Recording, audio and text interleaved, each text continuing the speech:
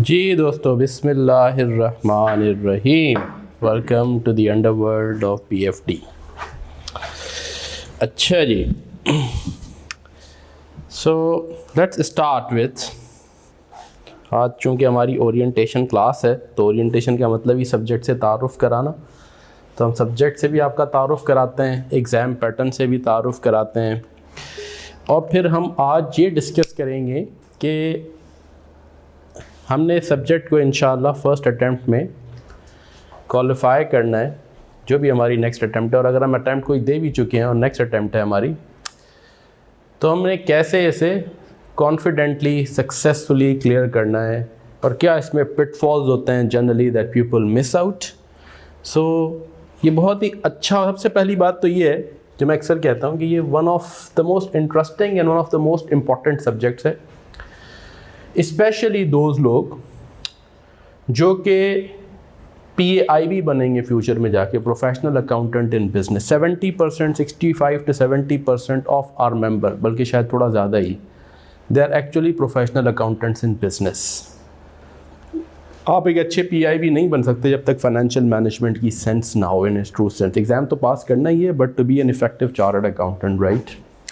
Even अगर आप industry में भी हैं, if you don't have the financial management sense, strategic business decision sense, you know, you would also lack something really, ठीक है। तो ये बहुत ही इंपॉर्टेंट सब्जेक्ट है और बहुत ही इंटरेस्टिंग सब्जेक्ट है।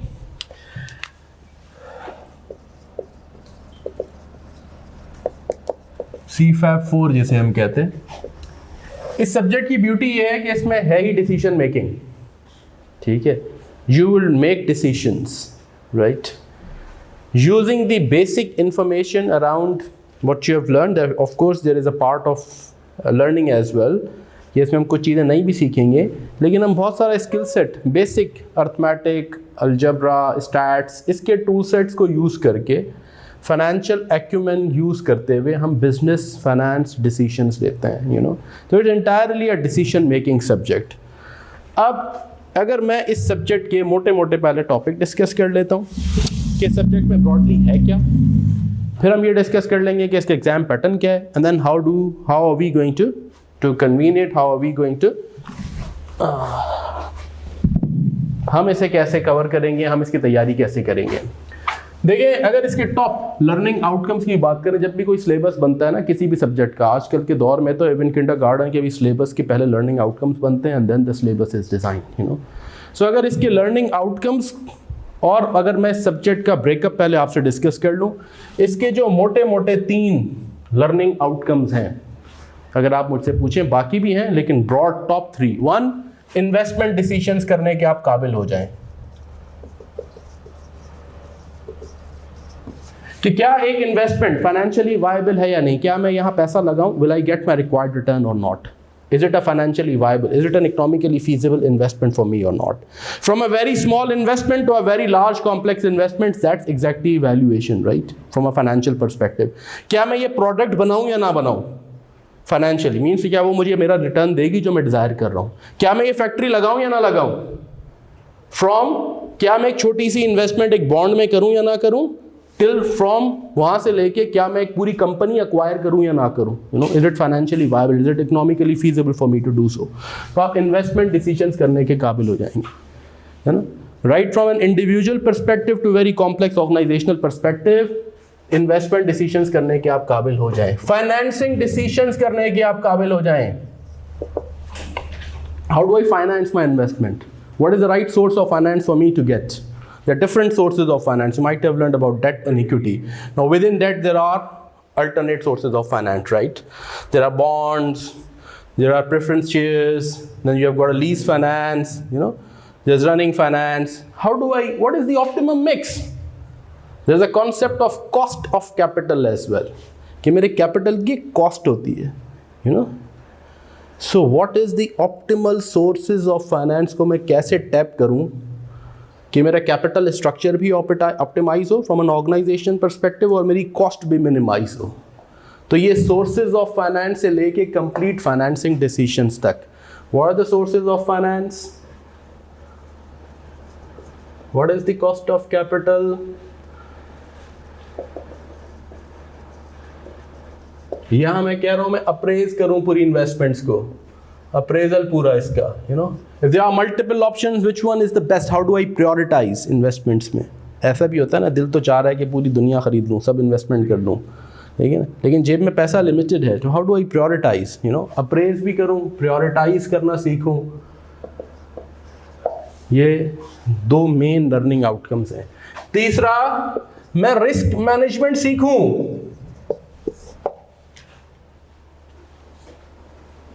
ठीक है, ये खतरा, ये सब काम करते हुए एक और डिसीजन भी आता है यार, मैं इसको बहुत ज़्यादा सिग्निफिकेंट नहीं कहता, लेकिन फाइनेंशियल मैनेजमेंट की दुनिया में उसे कहा जाता है कि ये भी एक तीसरा है, वो है dividend decisions.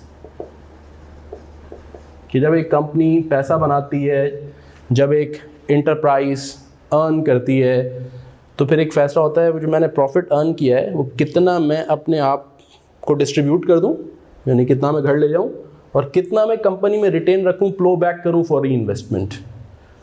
So how much of the profits do I retain? सारा का सारा ले जाऊं घर, सारा का सारा बिजनेस में रख दूं, कुछ ले जाऊं, कुछ रखूं, क्या करूं? व्हाट इज दी, इसके पीछे फिलॉसफी फंडामेंटल क्या हो? रात को ख्वाब में आ जाए वो कर लूं, या किसी पैराडाइम, किसी पॉलिसी स्ट्रक्चर के अंदर रहते हुए उसे करूं?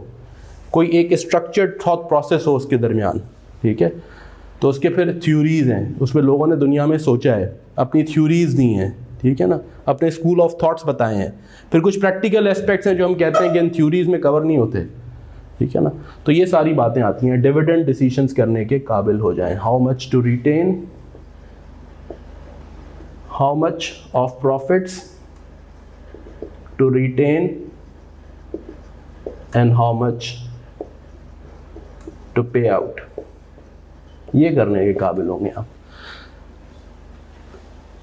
और इसमें जो तीसरा मेजर है ना, अगर आप मुझसे पूछें, वो है रिस्क मैनेजमेंट। रिस्क मैनेजमेंट, खतरे को पहचानना, identification of risk, and then protection against that risk. Business, let me remind you this fundamental principle, business is never about eliminating risk, then you are not going to do the business. Business doesn't mean that you eliminate risk. Higher the risk, higher the returns होना होगा आपने, you know, that's fundamental economic principle. Business is about managing risks, taking calculated risk, ऐसी अंधी में नहीं, taking calculated risk, identifying your risk appetite, taking calculated risk, and then managing those risks. कोई दुनिया में ऐसा बिजनेस नहीं है, शायद ही, हाँ आप कह सकते हैं कि बहुत कम रिस्क है, ऐसा हो सकता है, लेकिन रिस्क होता है उस बिज़नेस में भी, और बहुत सिग्निफिकेंट रिस्क के भी बिजनेस होते हैं, है ना। There are several risk dimension. So risk management में हम जो कुछ रिस्क आइडेंटिफाई करते हैं, यहाँ पे जो हमारे उसमें है, हमारा करेंसी रिस्क है।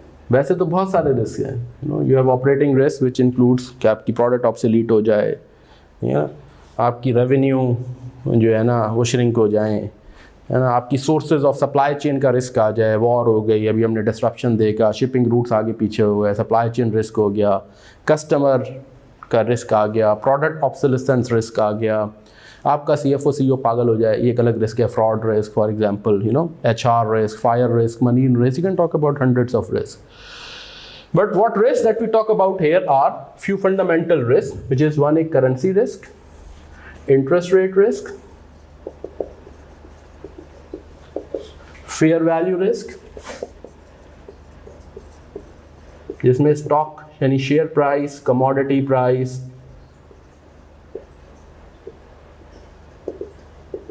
एक्सेट्रा, ये रिस्क, ये हम पढ़ते हैं यहाँ, ये 3 रिस्क, राइट, ये रिस्क पढ़ते हैं हम। इन रिस्क की आइडेंटिफिकेशन कि खतरा है क्या, what is currency risk, you know, we are familiar in this country with the currency risk, specially from a devaluation perspective, कि जी डॉलर महंगा हो गया तो हमें पता है महंगाई हो जाएगी, you know, that's what we know, but there is far more detailed into it. Interest rate, and याद रखिएगा, anything that fluctuates generates a risk of adverse fluctuation, and that's called, and that generates a risk, है ना।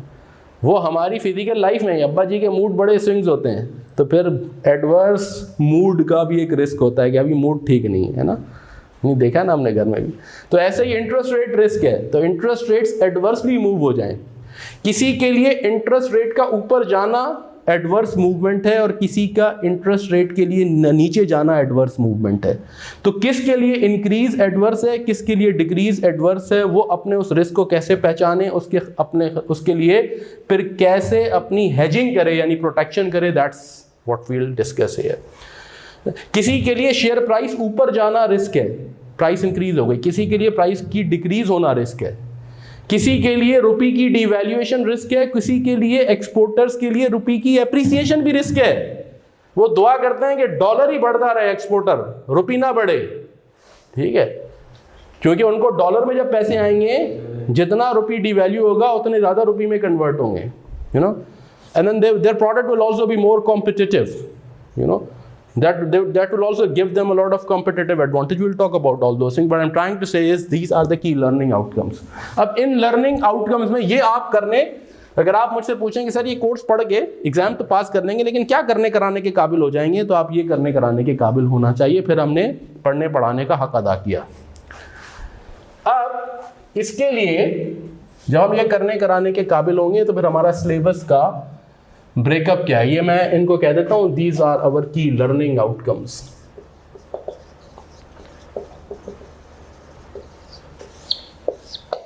ये हमारे learning outcomes है। In learning outcomes के तहत हमारा सिलेबस ब्रेकअप क्या है, ब्रॉड ब्रेकअप। तो कोई मटेरियल चेंज नहीं है, अभी जो नया सिलेबस भी आया है उसमें भी कोई खास मटेरियल चेंज नहीं है। There are few things here and there which is hardly 5 to 7% variation, less than 10% I would say। वो भी एम्फेसिस, कुछ छोटी छोटी चीज़ें उन्होंने ऐड कर दी हैं, बाकी कोई ऐसी चीज़ नहीं, वो भी हम कवर करेंगे। 5 to 7% हार्डली। अच्छा, ब्रॉड सिलेबस ब्रेकअप क्या है, तो वो लेकिन एप्लीकेबल भी होगा जून 2026 पे, दिसंबर 2025 वालों को तो कोई परेशानी की बात नहीं है। इनडायरेक्टली वो उनमें से भी 5-7% में 2-4 चीज़ % हम वैसे ही पढ़ते हैं जब हम डिस्कशन करते हैं, लेकिन हम और स्पेसिफिकली भी डिस्कस करेंगे। सिलेबस का ब्रॉड ब्रेकअप हमारा क्या होगा, इन्हीं लाइंस पे हमने सिलेबस को डिज़ाइन किया है।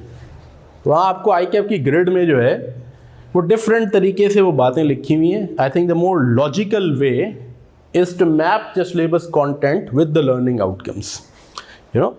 तो right from universities till the school way we are part of, this is how we try to do it. And I think ICAP has done fairly in that way, but लेकिन उन्होंने उनकी articulation different है। तो ज़्यादा student friendly articulation syllabus breakup की वो ये है कि हम पढ़ते हैं बेसिक इन्वेस्टमेंट अप्रेजल, उसे कहते हैं।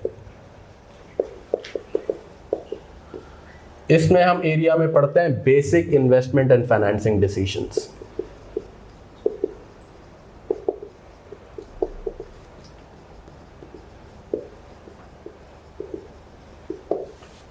फिर आता है हमारा एडवांस्ड इन्वेस्टमेंट अप्रेजल।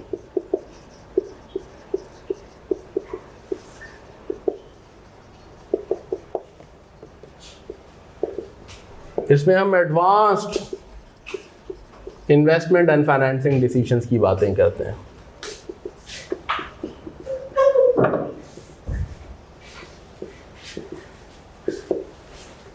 तो ये दो फर्स्ट लर्निंग आउटकम्स से कनेक्ट हो गए दोनों।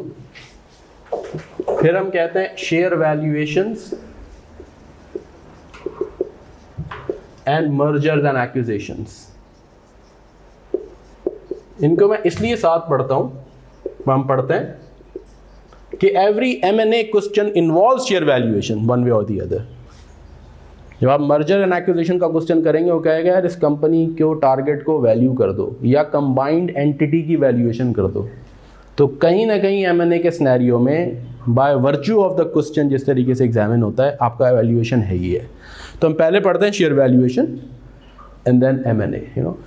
अगर कोई मुझसे ये कहता है ना कि बहुत सारे स्टूडेंट ऐसे भी हैं जो सेल्फ स्टडी करते हैं, फॉर एग्जांपल गोल्ड मेडल भी लिए हैं, ऐसी भी एग्जांपल हमने, हमारे ज़माने में कोई टीचर नहीं होता था, हमने सेल्फ स्टडी भी की थी। तो एक क्लासरूम में आने और सेल्फ स्टडी में फ़र्क क्या है। हम अगर आपको कोई कहता है ना यार ये तुम खुद से नहीं पढ़ सकते, तो मैं आपको कह रहा हूँ सबसे ज़्यादा मैंने बैचेस शायद इस शहर में पढ़ाए होंगे सब्जेक्ट के, कि ऐसी बात नहीं है, आप ये सब्जेक्ट सारा कॉमन सेंस है, is very logical, anybody has got a strong analytical and logical skills आप खुद से पढ़ सकते हैं। क्लास में आने का एडवांटेज क्या है कि वो डॉट्स जो आप 3 बार पढ़ के कनेक्ट करते हैं वो आपके पहली बार में डॉट्स कनेक्ट हो जाए।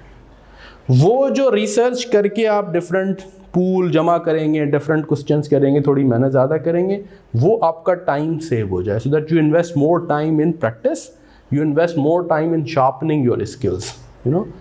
So this is all about. So if you ask me कि ए से लेके जी तक के कितने अच्छे तरीके से डॉट्स कनेक्टेड हैं, और वो जो इंट्रिकेसीज जो आप बहुत प्रैक्टिस के बाद जाके आइडेंटिफाई करें, आइडेंटिफाई एक बार पढ़ेंगे नहीं समझ में आएगा, क्वेश्चन करेंगे दूसरी बार नहीं, तीसरी बार चौथी बार आ ही जाएगा, मतलब कोई ऐसी कोई न्यूक्लियर फिजिक्स तो है नहीं, ठीक है। तो ये कोई आपको ज़िंदगी लगाए रिसर्च करने में, ऐसा नहीं है, बट वो आपका टाइम सेव होता है और वो आपको सब्जेक्ट्स से एक पहली बार में एक लगाव, एक मोहब्बत, एक कनेक्टिविटी शुरू हो जाती है कि हाँ यार दिस मेक सेंस, ये मैं क्यों पढ़ रहा हूँ कॉस्ट ऑफ कैपिटल, मतलब मुझे केडी क्यों कैलकुलेट की जा रही है। जब हम पहले पढ़ते थे मैं समझ नहीं आता था ये हम क्यों पढ़ रहे हैं, फिर 2-3 बार पढ़ने के बाद समझ में आया कि अच्छा इसकी रेलेवेंस यहाँ है, ये ऐसे कनेक्ट होता है dot, this is how this is linked, कि अच्छा अगर हम इसको पहले पढ़ लेते, शायद वो किताबों की भी सीक्वेंस ऐसे, तो शायद बात बेहतर हो जाती। तो this is all about share valuation, इसीलिए पहले और फिर उसके बाद M&A। अच्छा, अब ये शेयर वैल्यूएशन एंड M&A ये भी आपके इस इन्वेस्टमेंट डिसीजंस के इससे लिंक्ड है।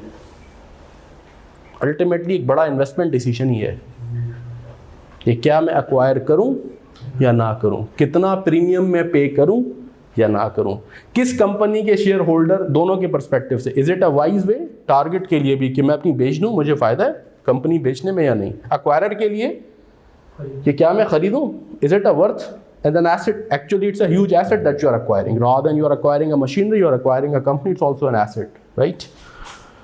So ये भी effectively investment decision ही का एक हिस्सा है। A lot of the companies grow by virtue of M&A. Some organizations grow organically. Some organizations pursue M&A as a strategy of growth, and they have huge M&A divisions.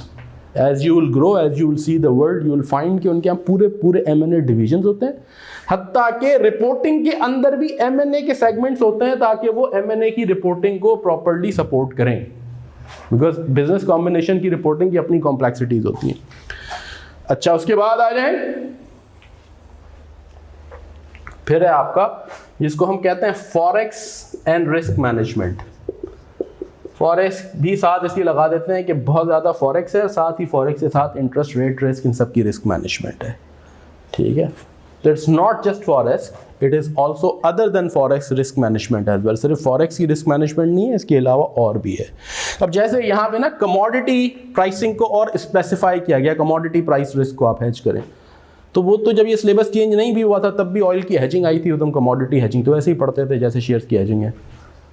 अब हम specifically 2 question और करा देंगे आपको, आप खुश हो जाएंगे सर कमोडिटी रिस्क की हेजिंग पढ़ लिया, हमने वो पहले ही पढ़ चुके थे आप, लेकिन अब स्पेसिफिकली आपको commodity beans, Coca beans, copper, cotton वो लिख के समझा देंगे, बजाय इसके कि XYZ कंपनी के शेयर्स, ठीक है जी। अच्छा, उसके बाद डिविडेंड पॉलिसी डिसीजन, ये टॉपिक है हमारा एक। ये हमने सिलेबस के ऐसे एरियाज को ब्रेक किया, फिर विद इन द एरिया में आई डिफाइन कि there are subtopics, you know, कि इसके अंदर क्या टॉपिक्स आएंगे। ये मैं ब्रॉड सिलेबस के एरियाज का ब्रेकअप बता रहा हूँ। This is how we have divided the syllabus पढ़ने पढ़ाने के लिए लॉजिकली। ये तीसरा बड़ा एरिया है, ये चौथा बड़ा एरिया है, डिविडेंड पॉलिसी डिसीजन। उसके बाद आ जाता है अदर्स टॉपिक्स में आ जाते हैं। अदर्स में हमारे पास क्या है, हमारे पास है रेशियो एनालिसिस एंड फोरकास्टिंग,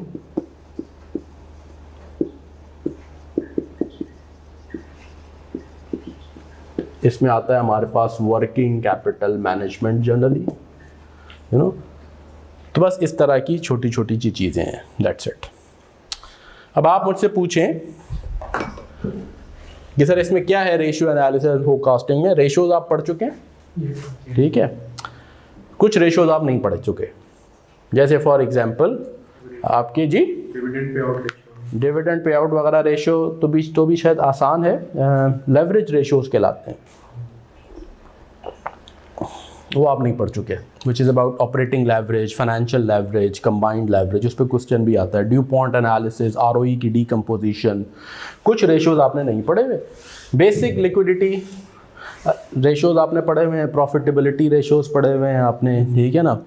अच्छा, आपने वर्किंग कैपिटल के लिक्विडिटी के रेशियोज पढ़े हुए, इन्वेस्टर रेशियोज आपने पढ़े हुए हैं, आरओई क्या होता है, रॉस क्या होता है, तो कुछ रेशियोज। अब यहाँ क्या आता है, यहाँ ये नहीं आता कि ये रेशियो हमें निकाल के दिखा दें, यहाँ उससे लिंक्ड एनालिसिस आता है। जैसे अभी एक इस क्वेश्चन में उसने कहा जी बताएं ये कंपनी है, ये ट्रांसपोर्ट बसेस का बिज़नेस स्टार्ट करना चाह रही है शहर के अंदर, या है और उसको एक्सपेंड करना चाह रही है, तो बताएं इसकी एक तो परफॉर्मेंस एनालिसिस करके, फिर बताएं इसके KPIs क्या होने चाहिए, ऑपरेशनल KPIs क्या हों। तो operational KPIs are linked with your ratios ना, कि how do you measure operational KPIs, financial KPIs, liquidity KPIs क्या हो। तो आप कहेंगे कि अच्छा कि इसको अगर अपने KPIs performance indicators different areas में सेट करने हैं तो लिक्विडिटी पर्सपेक्टिव से वो इतने ये कर ले, फाइनेंशियल पर्सपेक्टिव से इन रेशियोज़ को अपना KPIs बना ले और रेशियोज़ का एक टारगेट सेट कर ले। Ratios don't make sense until you compare them either with your own past performance और with the performance of your competitors, right. तो इस तरह के क्वेश्चन आते हैं। या फिर एक रेशियो एनालिसिस को यूज़ करके प्राइस बुक रेशियो और ये सब करके उसने एक रिवाइज बैलेंस शीट कंस्ट्रक्ट करवाई है कहीं आपसे कि बताएं कितनी कैपिटल की रिक्वायरमेंट है।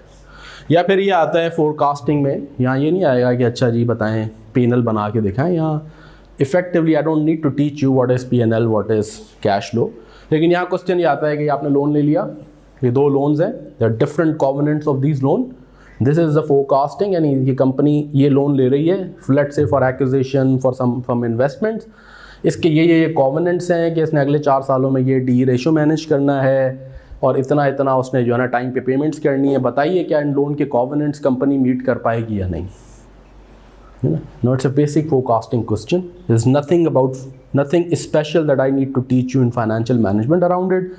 आपने कैश फ्लो क्या वो पेमेंट्स टाइम पे कर लेगी, तो यही देखने के लिए क्या करेंगे, कैश फ्लो फोरकास्ट करेंगे। क्या ये अपना DE रेशियो मैनेज कर पाएगी अगले 5 सालों में, तो DE रेशियो के लिए P&L होगा, तो उसके बाद इक्विटी बनेगी तो डेट डिवाइड बाय इक्विटी होगी, तो you have to forecast the P&L। फिर वो फोरकास्टिंग की क्या टेक्निक्स हैं, ये जो इन्फॉर्मेशन गिवन है उसको कैसे यूज़ करना है, जिन आइटम्स के बारे में इन्फॉर्मेशन नहीं है, some principles that I will teach you which probably you already know, ठीक है। और उसके बाद हम उसको डिफरेंट तरह की क्वेश्चंस करेंगे। These are the type of questions here. Working capital management में भी अभी उन्होंने क्रेडिट रिस्क को स्पेसिफिकली और डाला है सिलेबस में, नए वाले में, वरना पुराने में तो जनरल वर्क क्रेडिट रिस्क तो मैं कह रहा हूँ कि जैसे कलेक्शन फैक्टरिंग वगैरह थोड़ा बहुत हम पढ़ लेंगे जो आप पढ़ के आए हुए हैं, ठीक है। लेकिन यहाँ जनरल वर्किंग कैपिटल मैनेजमेंट में स्पेसिफिक कंपोनेंट्स जनरली नहीं पूछे जाते हैं कि भाई इन्वेंट्री का EOQ निकाल के बताएं, स्टॉक आउट का इश्यूज बताएं। यहाँ फोरकास्टिंग रिलेटेड ही वर्किंग कैपिटल में फाइनेंशियल रिस्क मैनेजमेंट या लिक्विडिटी रिस्क मैनेजमेंट के पर्सपेक्टिव से आता है कि जी बताएं ये कंपनी है, इसके एनालाइज करके दें कि इस वक्त ये फाइनेंशियल मुश्किल में क्यों है। तो आप देखते हैं, आप कहते हैं कि इसने बैड वर्किंग कैपिटल मैनेजमेंट की हुई है, इसने अपने शॉर्ट टर्म यूँ कहेंगे पेबल्स और उसके थ्रू जो है ना इसने अपना लॉन्ग टर्म एसेट फाइनेंस कर दिया। It's a very aggressive risk management, aggressive working capital policy, इसको यूँ करना चाहिए। तो जनरल वर्किंग कैपिटल उसके दौरान फिर आप कुछ रेशियोज भी निकाल लेते हैं कि देखें इसका जो है ना पेबल टर्नओवर इतना बढ़ गया है, इन्वेंट्री टर्नओवर इसने इतना कम कर दिया है, you no this is how it is happening. So it is walking on a very thin line कि इसने अपना वर्किंग कैपिटल बहुत स्क्वीज कर लिया है and it is financing long term assets through this, या इसने कोई और ऐसी हरकत कर दी है, क्वेश्चन में आएगा कि which is not feasible because it is pursuing growth, वो हम डिस्कस करेंगे। So it's more about analysis, liquidity risk management, general working capital ratios, not the specific component कि जी आप EOQ कैलकुलेट करके बता दें और स्टॉक आउट के लॉसेस कैलकुलेट करके बता दें या फैक्टरिंग करके बता दें, ठीक है ना। फैक्टरिंग पॉसिबल है, अच्छी है या नहीं है। अभी थोड़ा क्रेडिट रिस्क आया है तो नेक्स्ट लेवल्स के लिए हम थोड़ा सा फैक्टरिंग वाले एलिमेंट को टच कर लेंगे। क्रेडिट रिस्क मैनेजमेंट में फैक्टरिंग इज अ कंपोनेंट कि how do you manage the credit risk. Is that okay? So this is about the syllabus breakup. तो अब आप आइए from an exam weightage perspective, अगर आप मुझसे पूछें so if I do the ranges, this is 25% to 35%. कभी कभी इस पे दो सवाल भी आ जाते हैं. If you ask me, this is also 25% to 35%. Right. You ask me, this is about 15% to 20%. Right. This is again 15 to 20%.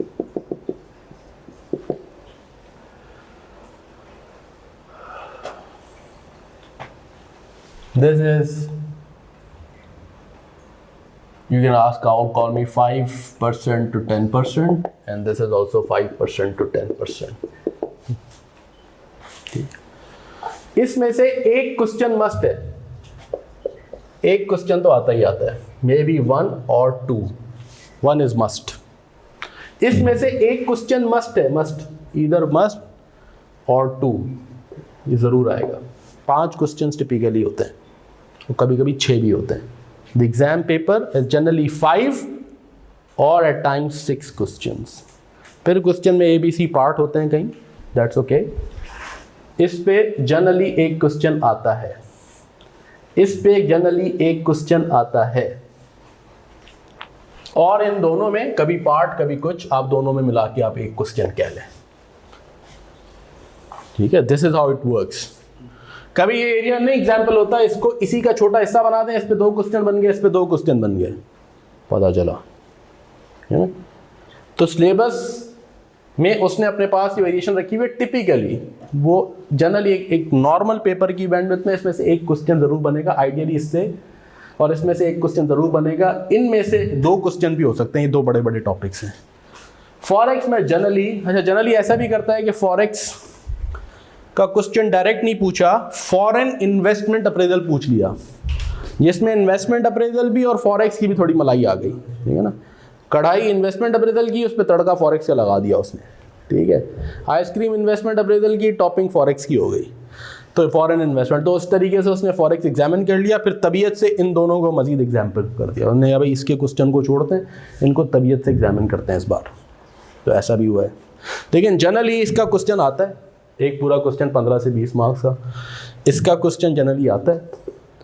इन दोनों में से एक एक क्वेश्चन आता है, और बाद का 2 क्वेश्चन भी हो जाते हैं, और ये कहीं पार्ट में एग्जामिन होगा. इसका अगर पूरा क्वेश्चन दे दिया तो फिर कहीं ना कहीं किसी चीज़ को कंप्रोमाइज़ कर दिया, क्योंकि ये भी एक जनरल वो है. तो दिस इज द कंपोजिशन. फिर आप मुझसे पूछें कि सर ये कंप्यूटेशनल और थ्योरेटिकल कंपोनेंट का क्या वो है. तो टिपिकली यू हैव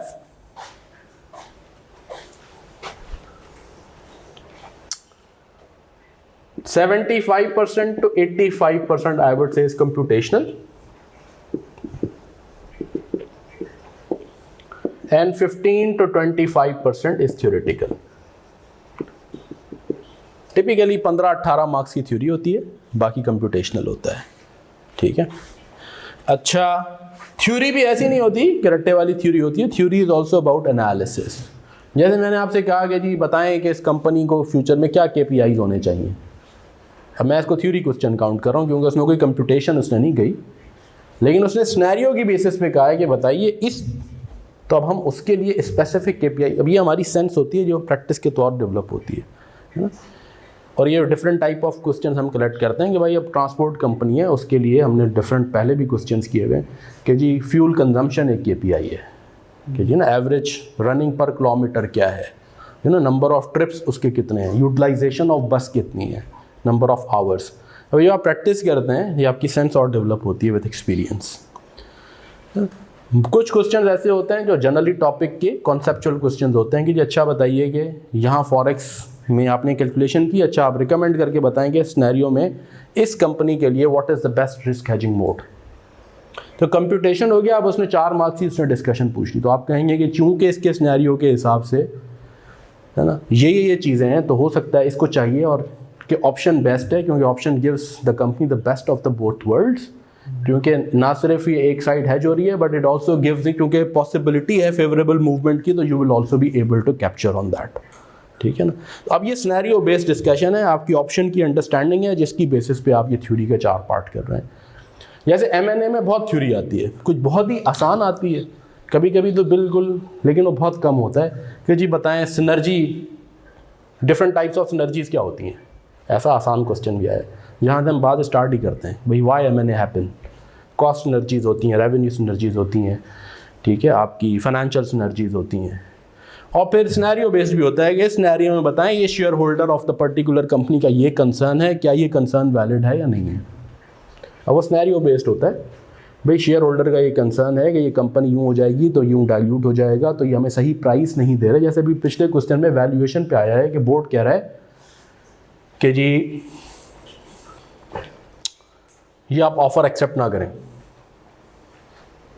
क्यों कह रहा है बोर्ड, अब आप बताइए। तो आपने वर्किंग की कैलकुलेशन और आपने कहा बोर्ड इसलिए कह रहा है कि board is privy to a lot of inside information, जिसकी बेसिस पे जो वैल्यूएशन हम कैलकुलेट कर रहे हैं, पहले पार्ट में वो कैलकुलेशन कराता है इनसाइड इन्फॉर्मेशन जो बोर्ड के पास है, जो कॉन्फिडेंशियल अभी नहीं पब्लिक नहीं हुई। जब उसकी बेसिस पे हमने वैल्यूएशन की तो बहुत अच्छी वैल्यूएशन है as compare to what is. तो बोर्ड तो सही कह रहा है कि भाई जो कॉम्पिटिटर आपको शेयर प्राइस दे रहा है वो ठीक नहीं है, क्योंकि ये कंपनी बहुत अच्छी अच्छी चीज़ें कर रही है जिसकी वजह से वैसे ही प्राइस बढ़ जाएगी। You are not getting the right price, don't accept it. अब ये लिखना है आपने, ये सिनेरियो बेस्ड है, इसकी आप क्या 3 किताबें भी हो तो क्या देख के करेंगे आप, ठीक है। फिर उसके बाद वो कुछ जनरल बातें भी कर रहा है। हॉस्टाइल टेक ओवर क्या होता है बताइए, हॉस्टाइल टेक ओवर इस सिनेरियो में हो सकता है या नहीं हो सकता। अभी एक अंडरस्टैंडिंग है जो आप डेवलप करते हैं, पढ़ते हैं, तो ये सारी बातें तो कुछ जनरल थ्योरी होती है, लेकिन मेजॉरिटी थ्योरी जो है ना वो सिनेरियो रिलेटेड होती है। और उसमें the best way to prepare for that theory is to prepare, जब आप क्वेश्चंस करें। अब मैं आता हूँ कि how do we prepare. Generally लोग क्या करते हैं, व्हेन यू एक्चुअली प्रैक्टिस, चाहे अपनी पास पेपर्स की करें या normally, there is a tendency amongst the students कि मैं कंप्यूटेशन चेक कर लूँ। वो चेक करना आसान होता है ना, यार हो गया क्वेश्चन, थ्योरी यार हाँ ठीक है मैं देख लूँगा यार, कोई मसला नहीं। No, don't do this. You have to equally prepare. उसी सिनेरियो रिलेटेड थ्योरी है, अपने पॉइंट्स लिखें and then compare which point you missed. You don't need to follow word by word what is written in the suggested solution or solution, right? Sometimes suggested solution is extremely extensive. You don't need to be that. 5 marks के लिए उसने 1.5 page की कहानी लिखी है, ज़रूरत नहीं है उसकी मोटी मोटी बातें आप देख लें कि हाँ उसने क्या लिखी है, डज इट रेजोनेट। या मैंने आपसे प्रैक्टिस करवाई है तो मैं हर जगह मैंने आपको थ्योरी के पॉइंट्स बताएं कि यहाँ आप ये लिख सकते हैं, ये लिख सकते हैं, ये लिख सकते हैं, लिखते हैं, इनमें से कोई 2 या 3 बातें भी लिख दें, इनफ है। This is how it works, you know. तो हमने थ्योरी साथ डिस्कस की है प्रैक्टिस में, आप उसको इग्नोर ना करें कि भाई ये तो ठीक है तो मैं कर लूँगा, you know. That's where you make a mistake, कि मैं ये बाद में अलग से प्रिपेयर कर लूँगा कोई किताब पढ़ के, ये अलग से यहाँ थ्योरी प्रिपेयर नहीं हो रही। ये वो टेक्स्ट की चीज़ें नहीं है कि अच्छा मैं ये वाले सेक्शंस जो है ना प्रोसेस के और उसके, ये मैं बाद में अलग से किसी से नोट्स लेके याद कर लूँगा। It's not that kind of a theory here. So you have to prepare for the theory along with the practice. That's a fundamental trap that you don't need to fall into. अच्छा, अब आइए इस syllabus breakup के बाद हम start करते हैं यहाँ से, इन्वेस्टमेंट अप्रेजल से। यहाँ से हमारा टॉपिक स्टार्ट होता है, यहीं से हम बातें शुरू करते हैं। अब मैं आता हूँ कि हम ले लें,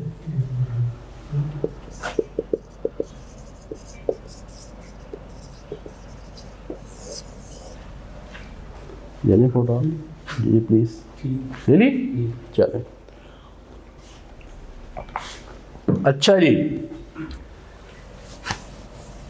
अच्छा मैं तो ऐसे ही खुश हो रहा था, पता नहीं मेरी फ़ोटो ले रहे हैं आप बोर्ड के साथ। अच्छा जी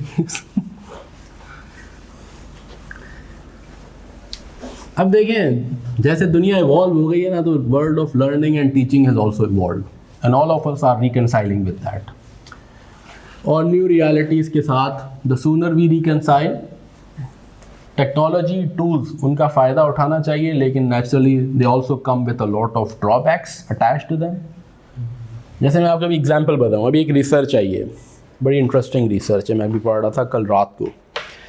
2 स्टूडेंट्स, एक यूनिवर्सिटी ने की है, 2 students who are using AI for content, है ना, 55-60 बच्चों पे उन्होंने over a period of last few months की है, कि they have gradually found that their ability to create original content and write is diminishing.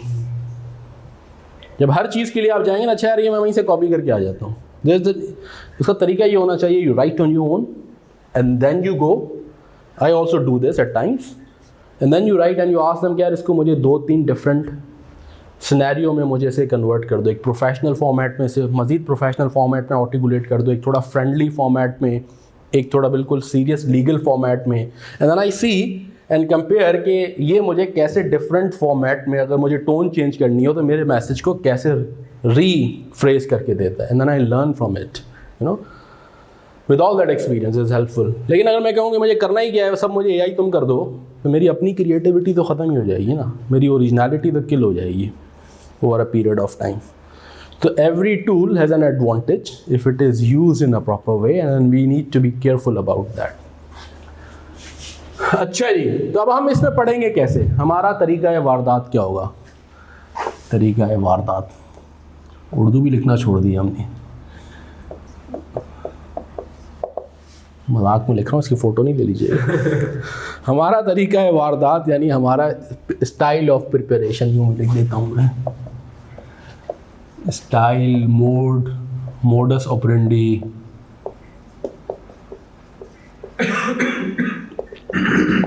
How do we think that what is the optimal way. आपके पास क्या क्या चीज़ें, आपके पास हैं recorded lectures on the portal. Portal पे आपके पास क्या क्या है, पहले ये देख लेते हैं। पोर्टल पे आपके पास हैं recorded lectures, topic wise chapters हैं उसमें, और हर चैप्टर के फिर नीचे आपके पास लेक्चर्स हैं, ठीक है।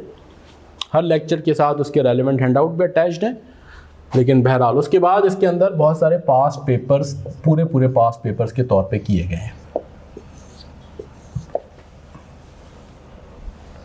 फिर उसमें सारे ये वेबिनार्स जो हम कंडक्ट कर रहे हैं ये भी इसमें अपलोड होते हैं। ये मेरा ख्याल है कोई 7 to 8 बल्कि ज़्यादा ही, शायद ज़्यादा हो जाएंगे, फुल पेपर्स हमने एक पेपर की फॉर्म में पूरे पेपर सॉल्व किए हैं।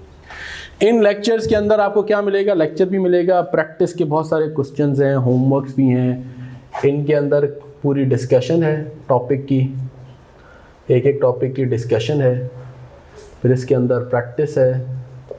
फिर मैं प्रैक्टिस का बताता हूँ कि हमने कौन से मटेरियल्स यूज़ किए हैं, आप कौन से एडिशनल यूज़ कर सकते हैं, और फिर उसमें होमवर्क प्रैक्टिस है, क्लास प्रैक्टिस आप देखेंगे, होमवर्क प्रैक्टिस है। मैं इस पे आता हूँ, अब आपने इसको यूज़ कैसे करना है, but first let me share कि what is the tool set available to you. तो आपके पास पोर्टल पे ये सारे पास पेपर्स हैं, उसके अलावा वेबिनार्स भी अटैच्ड होंगे, ठीक है। प्रीवियस वेबिनार्स भी हैं इसमें, अगर आप चाहेंगे प्रीवियस वेबिनार्स भी हैं। इन वेबिनार्स में हम क्या करते हैं, हम इसकी भी डिस्कशन करते हैं, बल्कि मैं साथ साथ ही करता जाता हूँ rather than me writing down a list. देखें जो लेक्चर्स हैं आपके पास, ये लेक्चर्स ऐसे अरेंज्ड हैं कि एक टॉपिक स्टार्ट है, उसकी पूरी कॉन्सेप्चुअल डिस्कशन है, फिर उसके साथ प्रैक्टिस कराई गई है। उस प्रैक्टिस में क्लास प्रैक्टिस के अंदर डिफरेंट सोर्सेज भी यूज़ किए गए, डिफरेंट बुक से भी पास्ट प्रैक्टिस है, प्रैक्टिस किट से, और आपके अपने पास्ट पेपर से भी है, और फिर हमने बहुत सारे क्वेश्चंस होमवर्क के लिए भी दिए हुए हैं अलॉन्ग विद आपको सॉल्यूशन, ठीक है। अच्छा, अब जैसे depends on the topic, MNA में आप देखेंगे हमने कोई 8-9 डिफरेंट तरह के पास्ट पेपर्स के क्वेश्चंस कराए हैं आपके। CAPM में आप देखेंगे कोई 12-13 भी कराए हैं एक टॉपिक के, क्योंकि वो डिफरेंट तरीके से एग्जामिन होता है, तो डिफरेंट तरीक़ों से जैसे जैसे एग्जामिन हुआ है, अल्दो हमने कॉन्सेप्चुअली क्लियर किया, but from a practice perspective एक तो ये बात भी बहुत बड़ी मिथ है, amongst the myths that we need to break today,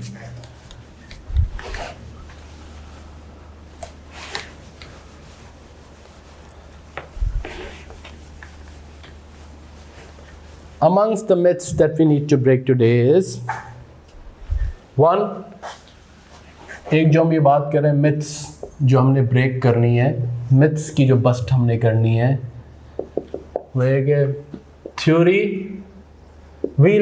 I'll prepare later,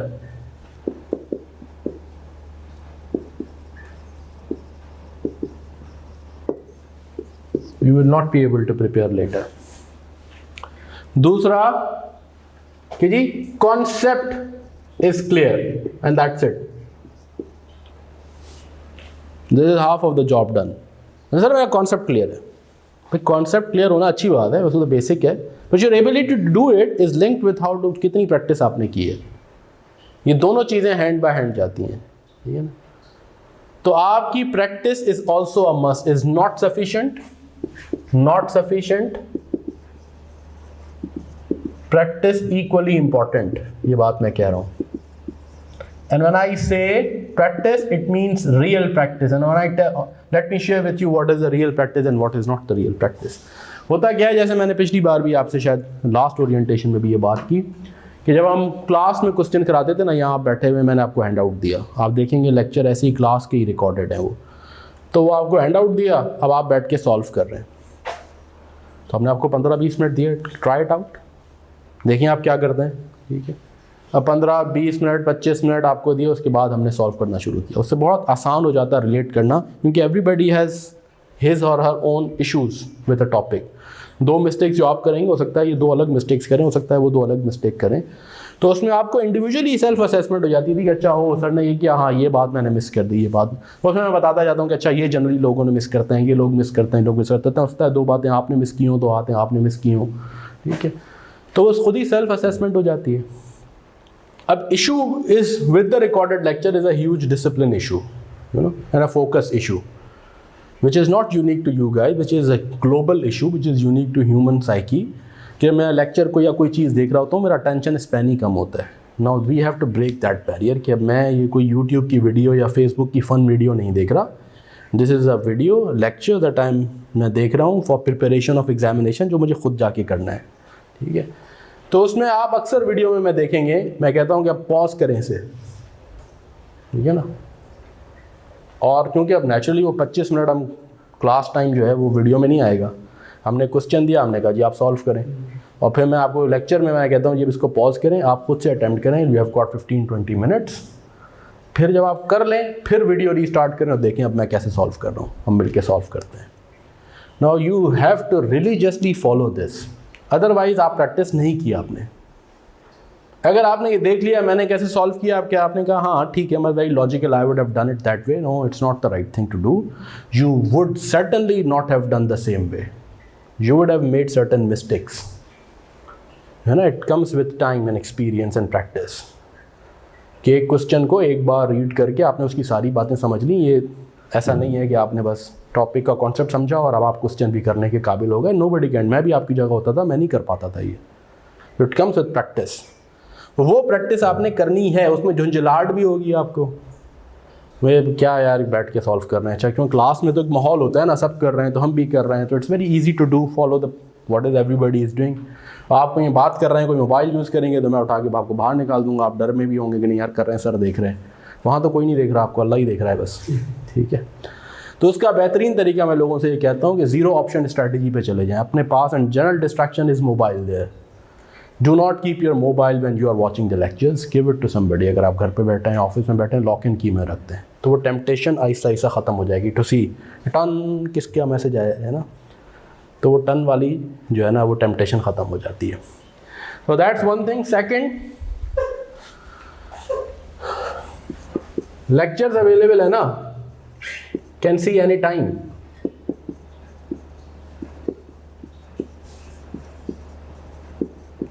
आखिर में मैं 12 घंटे देख लूँगा ना लेक्चर यार, कोई मसला थोड़ी, छुट्टी शुरू होगी, रात भी देख लूँगा, सुबह भी देखूँगा, क्रैश कोर्स कर लूँगा, नॉट पॉसिबल।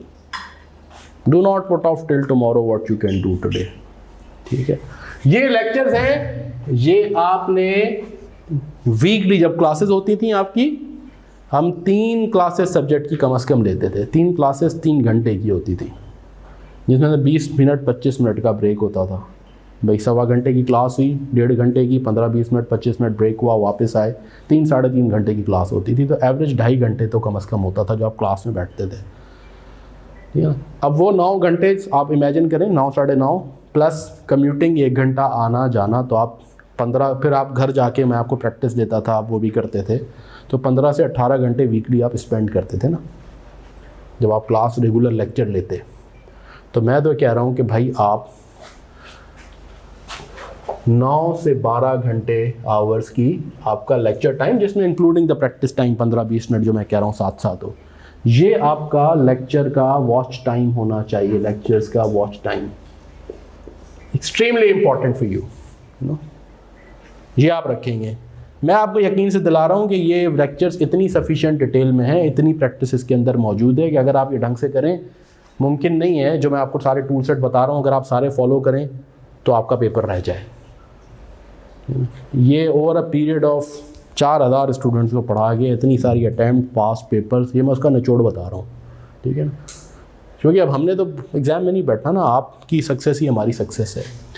तो ये आपने इतने घंटे देखना है और प्रैक्टिस ऐसे करनी है, और लेक्चर को 1.5 टाइम्स से स्पीड से नहीं देखना, आपको 1 की स्पीड से ही देखना है। भले आपको झुंझलाहट हो गए, सर बड़े स्लो चल रहे हैं, ठीक है, पुराने ज़माने के लोग स्लो होते हैं, हम 80+, लेकिन आपने उसी से देखना है, तभी आप मेरी स्पीड से मैच करेंगे, ठीक है ना। अच्छा, उसके बाद आ जाए होमवर्क प्रैक्टिस जो उसमें गिवन है, वो भी आपने करनी है, वो भी ऐसे ही करनी है जैसे आप करते थे। क्या हो गया? तो ये भी आपको ऐसे ही प्रैक्टिस इसकी करनी है जैसे होमवर्क प्रैक्टिस हम क्लास में देते थे। ये आपके पास हो गए पास पेपर्स, ये बाद में करना है जब आप सारा कर लेंगे, इसीलिए बिल्कुल एंड में लेक्चर्स लगे हुए हैं। 2020, 21, 22 ज़रा हसन को बुलाएंगे आईटी से, 20, 21, 22 हर एक 2 अटैम्प्ट्स जो हैं 4-5 सालों की, कोई 8 से 10 पेपर्स हैं जो है ना, ये आप बाद में जब आप कर लेंगे फिर आप इसे अटैम्प्ट करेंगे। But this is with you. Webinars, weekly हमारे वेबिनार्स होंगे, ये तो पोर्टल पे मटेरियल है ना, फिर हमारा वीकली वेबिनार्स होते हैं जिनकी रिकॉर्डिंग आपके पास होगी available. But I would prefer that इसकी ज़रूरत नहीं होनी चाहिए आपको, आप वीकली वेबिनार खुद अटेंड करें। व्हाट इज़ दी, ये बीच में ऊपर नीचे हो गया था, चेक करें इसका mute unmute, I don't no, reconnect हुआ है, मैंने अनम्यूट तो कर दिया है, इज इट ओके? या वीकली वेबिनार्स, ये जैसे आज हो रहा है, संडे का ये हमारा टाइम होता है, या 12 बजे या 2 बजे का टाइम रखते हैं, 1.5 से 2 घंटे का ये वेबिनार होता है। इस वेबिनार में हम आपको क्या बताते हैं? इस वेबिनार में हम आपको टॉपिक जो भी अब आपने नेक्स्ट वीक देखना है, उन टॉपिक्स की ओरिएंटेशन दे देते हैं कि what you will see in those topics. पहले हमें भी मुश्किल होती थी कि 1.5 घंटे में टॉपिक की ओरिएंटेशन, अब over a period of time हम भी हो गए कि भाई, क्योंकि फ़ायदा नहीं है ना कि ये मैं आपको पूरा लेक्चर वो रिपीट करूं जो कि 12 घंटे वैसे ही मौजूद हैं, ज़रूरत भी नहीं है। तो हम टॉपिक की ओरिएंटेशन दे देते हैं आपकी कि इसमें क्या आप देखेंगे, क्या आपके फोकस एरियाज़ होने चाहिए, क्या क्या आप पढ़ेंगे। फिर हम आपका Q&A सेशन करते हैं इसमें, या हम कोई न्यू आप कोई क्वेश्चन कहते हैं, या कहते हैं सर ये फ़लाँ क्वेश्चन एडिशनल प्रैक्टिस क्वेश्चन कोई करा दें, वो हम करा देते हैं आपको। This is what we try to do, और ये प्राइमरीली इसके लिए है, यकीन करें। और इसमें प्रॉब्लम ये है कि 80 से 90 बच्चे या 100 बच्चे जो इनरोल होते हैं डिफरेंट TSB, और उसमें मुश्किल से इसमें ना 8 से 10 लोग आएंगे, जो कि बहुत ही अच्छी अटेंडेंस होती है। और उसमें से भी 3 या 4 ऐसे एक्टिव होते हैं जनरली, जो कि लग रहा होता है कि हाँ वीकली फॉलो कर रहे हैं और टाइम पे आगे क्वेश्चन पूछते हैं, जिनसे मज़ा आता है इंटरेक्ट करते हुए, है ना। बाकी क्या होता है, बाकी आखिर में जागते हैं या फिर मैसेजेस शुरू हो जाते हैं, सर ये वेबिनार अपलोड नहीं हुआ मंडे या ट्यूसडे से। अरे भाई, वेबिनार आपको भी क्या आपने देखना है, वेबिनार अपलोड हो जाता है, चलें 2 दिन बाद हो जाएगा, but it kills me when people से वेबिनार अपलोड नहीं हुआ। भाई वेबिनार इसलिए तो था ही नहीं यार, अपने कीमती वक्त में से कुछ वक्त निकालें अपने कैरियर के लिए। ये तो इसलिए था कि आप आएँ, अपने सवाल जवाब पूछे ना, इसमें ओरिएंटेशन देख के आप क्या कर लेंगे, वो तो टॉपिक के लेक्चर सारे मौजूद हैं, ठीक है। कोई ऐसी स्पेशल चीज़ होती है तो मार्क करा के लेक्चर्स में वैसे ही लगा देते हैं कि एडिशनल क्वेश्चन किया है। तो वेबिनार की भी फिक्र में आप ना रहें, आप तो वेबिनार आके अटेंड करें। उससे क्या है कि आप बहुत सारी वैसे भी डिस्कशन कर लेते हैं। कभी लोग कहते हैं सर प्रिपेयर कैसे करें, सर मोटिवेशन डाउन है, you also interact, you also get a good uplifting, right? So weekly webinars को use करें, this is also sort of your mentoring session, if you take it that way. this second चीज़ है। तीसरा, हमने physical इसकी books भी हैं practice की, ये भी आप लेंगे। this is one, let's say portal जिसके पास बहुत सारी चीज़ें हैं, ये हो गया। आपके पास 5 बुक्स का एक सेट है, वो आप ले लें, नॉट वेरी एक्सपेंसिव, जो उसकी प्रिंट कॉपी है वही आपकी चार्जेस आपसे लेंगे। उसमें बेसिक इन्वेस्टमेंट, जितने हैंडआउट्स हमने यहाँ डिस्कस किए हैं वो सारे हैंडआउट्स आपके पास बुक फॉर्म में। इट्स ईजियर, लोग कहते हैं सर हम प्रैक्टिस कर रहे हैं, it's easier to have it, तो वो भी हमने कंपाइल करके दे दिया है। वैसे तो लेक्चर लगे भी हुए हैं, और फिर एक समरी फॉर्मूला रिविजन किट है आखिर में, है ना, कि डिफरेंट टॉपिक्स की समरी है in the form of formulas, जो आपको आखिर के लिए काम आती है वो आप ले लें। 5 बुक्स हैं जिनमें हैंडआउट्स हैं, basic investment, advanced, forex and others, और एक और है, ठीक है, share valuation, M&A and all. तो चारों की छोटी छोटी 4 बुकलेट्स हैं जिनमें जितने भी 400-500 हैंडआउट्स हैं वो सारे उसमें अटैच्ड हैं, वो आप ले लें तो आपके लिए आसान हो जाएगा। फिर इसके बाद हम ये कहते हैं कि जी आपके पास और भी टूल सेट है ना, व्हाट्सएप अवेलेबल है, सीडी एग्जाम है, हाँ सीडी एग्ज़ाम की भी आता हूँ मैं। आपके पास कोई क्यूरी है, ठीक है, आप उसमें डाल दें, मुझे इनबॉक्स कर दें, उस ग्रुप में मैं मौजूद हूँ। कोई टीए आपको रिस्पॉन्ड कर देगा, वरना कोशिश हम ये करते हैं 24 आवर्स के टाइम में हम भी रिस्पॉन्स कर दें, या मैं आपसे कह दूंगा कि ये वाली चीज़ आप नेक्स्ट वेबिनार में आए, मैं आपको सॉल्व करा देता हूँ, ये मैं व्हाट्सएप पे समझाऊंगा, आपको समझ भी नहीं आएगी, लेकिन you come over and I will explain it, या तो मैं एक्सप्लेन कर दूंगा या आपको मैं डायरेक्ट कर दूंगा कि आप ले आएँ और ये क्यूरीज मैं आपको ऐसे एक्सप्लेन कर दूंगा, या ये वाला लेक्चर देख लें या ये चीज़ कर लें। तो ये भी आपके पास एक लाइव सपोर्ट मौजूद है। हमारे ज़माने में तो नहीं होती थी कि टीचर्स के पास ऐसी 24/7 आपके पास एक्सेस हो, ये 24/7 मेरे पास लेक्चर्स मौजूद हों, ठीक है ना। It's a huge opportunity provided it is grasps, right.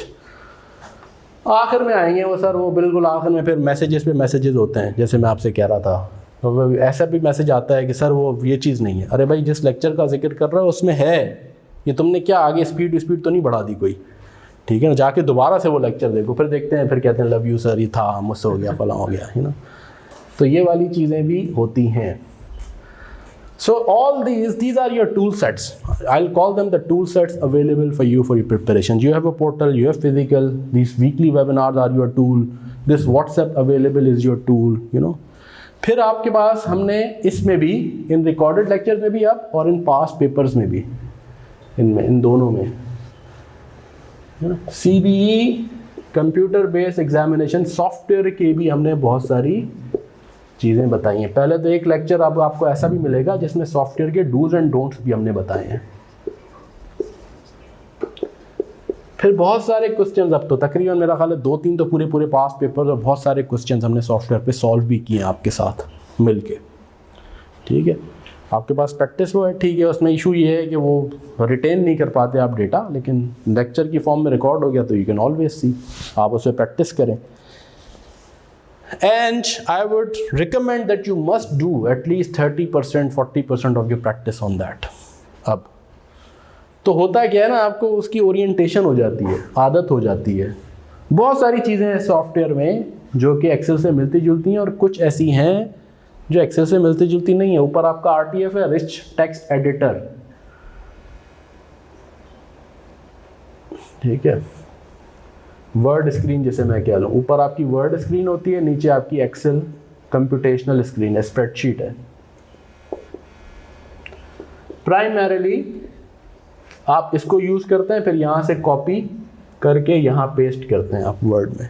That is mandatory for you, you know that some of you might have attempted that उसमें। लेकिन इस एक्सेल शीट को जब आप एक्सेल पे वर्किंग कर रहे हैं, कैसे छोटी छोटी से नुआंसेस हैं, कैसे स्क्रीन को अप कर दें, ठीक है ना। इसमें कैसे, जैसे हम एक्सेल में करते हैं, कोई मैंने सेल में चीज़ लिखी, मुझसे मिस हो गई, F2 करता हूँ, सेल खुलता है, F2 से नहीं होता, Ctrl+C करता हूँ, एंटर मारता हूँ, कॉपी हो जाता है, यहाँ नहीं होता, until you do Ctrl+V। बहुत कई बार यार ऐसा होता है, Ctrl+C करके नीचे लाते हैं, इसकी कुछ लिमिटेशंस हैं, फॉर्मूले की लिंकिंग आउट कर देता है, तो मैं आपको कहता हूँ कि रीचेक करें लिंक को सारे फॉर्मूला के। लेकिन इसमें बहुत सारा बेनिफिट भी है। अब आप इन्वेस्टमेंट अप्रेजल के 4 साल की कैश फ्लो बनाते हैं, बाद हो क्या, एक चीज़ सम करो, आपने एक सम किया, ठक से ड्रैग करके आगे ले गए, फिर किया, बहुत सारी कैलकुलेशन आसान हो जाती है, प्रोवाइडेड आपकी स्पीड इस पर अच्छी हो, ठीक है ना।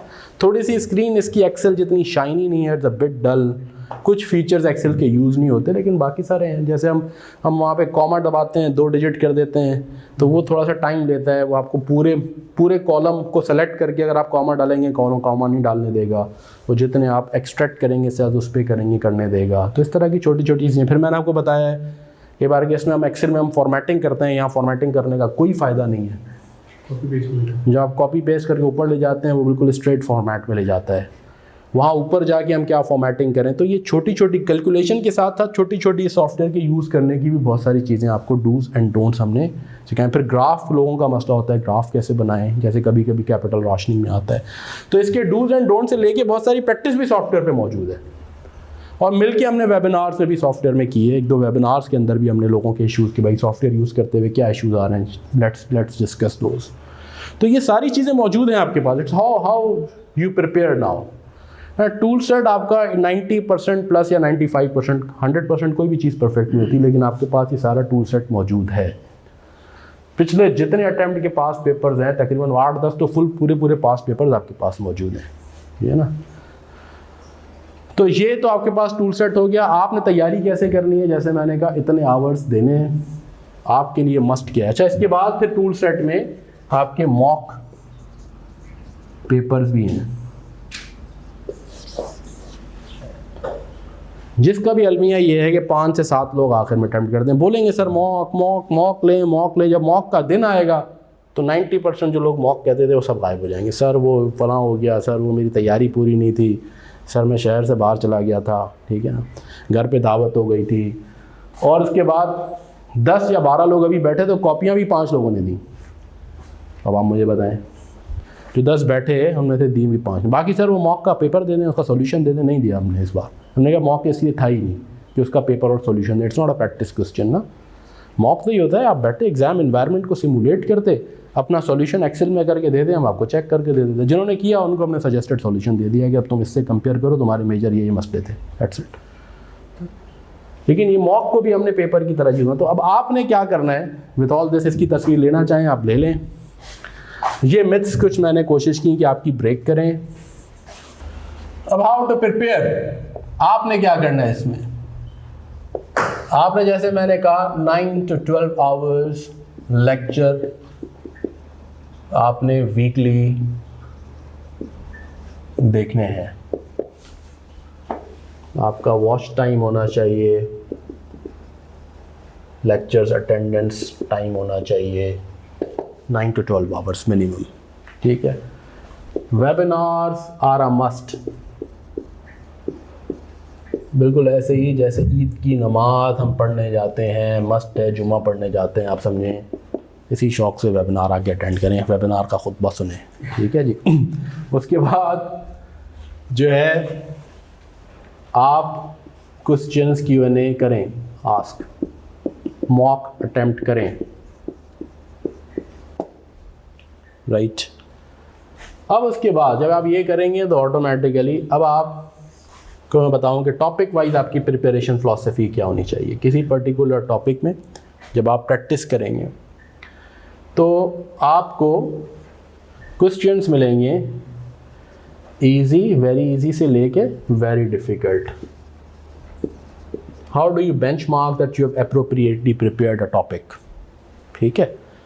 So the right way is, in the past papers हमने भी कराए हैं, मैं आपसे रिकमेंड ये करता हूँ, इस पे तो आप बाद में द फुल फ्लैश पेपर भी आएंगे, लेकिन हम आपसे क्या रिकमेंड करते हैं, हम कहते हैं जी आप एक टॉपिक लिया, उसकी आपने लेक्चर्स देखे, उसकी आपने प्रैक्टिस, क्या कहते हैं ये टॉपिक की प्रैक्टिस की, उसके बाद उसमें पास्ट पेपर्स की भी प्रैक्टिस की। अब जब आप ये कर रहे हैं फिर आपने कुछ अपनी प्रैक्टिस और भी किया, होमवर्क प्रैक्टिस की। वो प्रैक्टिस कहाँ से करनी है वो भी मैं बता रहा हूँ आपको। तो आपको पास्ट पेपर में generally not for all but generally an averages की बात करें 10 से 15% बहुत आसान क्वेश्चन भी मिलेंगे और 10% तक वेरी डिफ़िकल्ट भी मिलेंगे। ना ये आपका बेंचमार्क है, ना ये आपका बेंचमार्क है। अगर आपका एक ही सब्जेक्ट है तो मैं कहता हूँ PhD करें, ये भी आपसे सॉल्व होना चाहिए 100%। क्योंकि एक ही पेपर है, आपको अपनी ज़िंदगी में क्या करना है। लेकिन 80% जो है ना lies between moderate too difficult. किसी भी टॉपिक के पास पेपर्स के प्रैक्टिस पे क्वेश्चन आपसे 80% ऑफ द क्वेश्चंस एटलीस्ट 80% आपसे होने चाहिए। That makes it 64% which is beyond the passing threshold. This is our general criteria, this is how we advise. और उसमें आप जो प्रैक्टिस करते जाएं, keep a note sheet for reference. किसी एक जगह जब आप प्रैक्टिस कर रहे हैं, कोई गलतियां कर रहे हैं, कोई इश्यूज़ कर रहे हैं, वो कहीं नोट करते जाएं, सो that you don't make those mistakes when you come back again, ठीक है। इन ईजी रिवीजन टिप हम क्या करते थे, ये कोई किताब नहीं लिखेंगे, आपके पब्लिश कराएंगे, जब पास हो जाएंगे लोग कहेंगे क्या चीता था, क्या ही पढ़ता था। नहीं, कोई इसमें मार्कर वार्कर हेडिंग वेडिंग कुछ नहीं। या आप उर्दू सिंधी पंजाबी किसी में भी जो आपको समझ में आती है पश्तो, आप उसमें लिख लें this is for your own consumption that I did the practice, this were the key area topics. डॉक्टरी रिवीजन के लिए ये 2-4 चीज़ें मैंने बड़ी होता ना आपको एकदम क्लिक हुई, और मैंने ये प्रैक्टिस की तो उसमें I made these kind of mistakes. तो उसमें क्या होता है कि when you come back and revise, वो आपने 6 पेज की समरी रिवाइज कर ली, this is like revising the 40-50 hours of practice that you did, you know, so it becomes an easy tool as well. So ये हो गया आपका note sheet for reference purpose. ये आपने काम डिलीजेंटली करने हैं। अच्छा, ये सब्जेक्ट उसके लिए बहुत आसान है। इसके on top you should be good at basic arithmetic analytical skills. तो ये सब्जेक्ट को आप बहुत इंजॉय करेंगे। You should be good at those. मैंने एग्जाम्पल जब पहला लेक्चर स्टार्ट किया है, वो एक मशहूर ज़माना हमारी एग्जाम्पल है, NPV से स्टार्ट करता हूँ मैं, you know, you might remember that. तो बेसिक अर्थमेटिक स्किल्स अच्छी होनी चाहिए। अगर आप में से कुछ लोगों को ये फील होता है कि सर मैं बेसिक अर्थमेटिक स्किल्स वीक है मेरी, मतलब मैं एनालिटिकल एंड स्किल्स, क्वेश्चन छोटा सा होता है और मुझे नहीं मैं समझ पाता कि डिवाइड करें, मल्टीप्लाई करें, परपेचुइटी यूज़ करें, एन्युटी करें, तो ये जो एंट्री टेस्ट की प्रैक्टिस की क्वेश्चंस होते हैं ना इंजीनियरिंग के या उनके IBA के, SAT के, मैथ्स की, वो बेसिक बुक से आप अपनी ये स्किल्स शार्पन कर सकते हैं। एनालिटिकल स्किल्स वो आप जब पढ़ते हैं ना, पढ़ के आप क्वेश्चन पढ़ते हैं, 2 पेज का क्वेश्चन होता है, 2 लाइन का 3 लाइन का क्वेश्चन होता है, समझ ही नहीं आता पूछ क्या रहा है, कहाँ से शुरू है कहाँ से ख़त्म है, पूरा गोल क्वेश्चन है, सिरा ही नहीं मिल रहा, you know, it happens. So it sharpens your analytical skill, your ability to analyse. The better it is the more you would enjoy the subject. वैसे इसमें परेशानी की बात नहीं, हमने भी बहुत बेसिक, हमने आपको एन्युटी फार्मूला की डेरिवेशन तक करवाई है, परपेचुइटी कि एन्युटी से परपेचुइटी बनती कैसे है, यहाँ तक भी हम बेसिक्स में गए ग्रेड 8 की, है ना। तो कोशिश तो हमने की है कि बहुत ही बेसिक्स, शायद आपको महसूस भी होता होगा, for some of you it might be कि सर ये वो कर रहे हैं, लेकिन आई वुड स्टिल रिकमेंड कि आप, क्योंकि it kills me when I see people these making these mistakes in examination, you know. अब एक MM थ्योरी की इक्वेशन है ना, तो it is sort of this, right. अब अगर आप जब एग्जाम में देखें लोग ये हरकत कर रहे हैं, दैट किल्स यू ना, यार मतलब ये इस तरह के मसाइल आते हैं कि यार मुझे यही नहीं पता कि ये फार्मूला मुझे कब यूज़ करना है, एन्युटी का, this an annuity formula, and I don't know where I have to use a perpetuity formula. जब दिल चाहता है परपेचुइटी बना देते हैं, जब दिल चाहता है इसको एन्युटी बना देते हैं, you know, it doesn't work that way. और कहीं मैं ये यूज़ उठा ही कर लेता हूँ। अगर हमें इन फार्मूलेज की डिस्टिंक्शन नहीं पता, इस फार्मूले के अपने कैरेक्टरिस्टिक्स हैं, ठीक है, ये तो परपेचुइटी है, तो इस तरह की मिस्टेक्स आपके एग्जाम में नज़र आती हैं, यू नो, पेपर्स में। Then it kills you that student is losing very easy marks in something really basic, right, that they should not be. तो ये सारी इसीलिए हमने बहुत बेसिक से भी बातें की हैं। बहुत बेसिक्स आपको शायद लगेगा कि जी इसमें व्हाट इज कि सर ये इतनी छोटी छोटी सी बातें क्यों एक्सप्लेन कर रहे हैं, might be not be very relevant for you it at times that you understand it, but it's still good to revise that, and for many yes it is. So ये हमारा तरीका होगा। अच्छा, प्रैक्टिस पे आ जाए। आपके पास बहुत सारी किताबें हैं, आपके पास ACCA की F9 and P4 में रेलेवेंट चीज़ें हैं जहाँ से आप प्रैक्टिस किट्स ले सकते हैं। ICAW कि प्रोफेशनल स्टेज फाइनेंशियल मैनेजमेंट की किट्स हैं, ठीक है। आप सीमा की बुक लेना चाहें that's okay. Chart Fox Lynch पुरानी एक 100 Q&A की किताब है, that's also good. Indian author है टैक्समैन, उसकी बहुत अच्छी किताब है, टैक्समैन फाइनेंशियल मैनेजमेंट, नाम टैक्समैन है लेकिन इसकी फाइनेंशियल मैनेजमेंट की पूरी किताब है ना। So these are the common sources. इसके अलावा स्ट्रेटेजिक फाइनेंशियल मैनेजमेंट की एक, मैं ऑथर का नाम भूल रहा हूँ, बहुत मशहूर किताब है जो MBA स्टेज पे कुछ चीज़ें उसकी पढ़ाई जाती हैं। So there are several kits that tool kits that you can use. और जहाँ जहाँ रेलिवेंट है फिर हमने वो डिस्कस किया है। In today's orientation I don't want to overburden you with a lot, but इन सारे फिर आपके अपने पास पेपर्स हैं।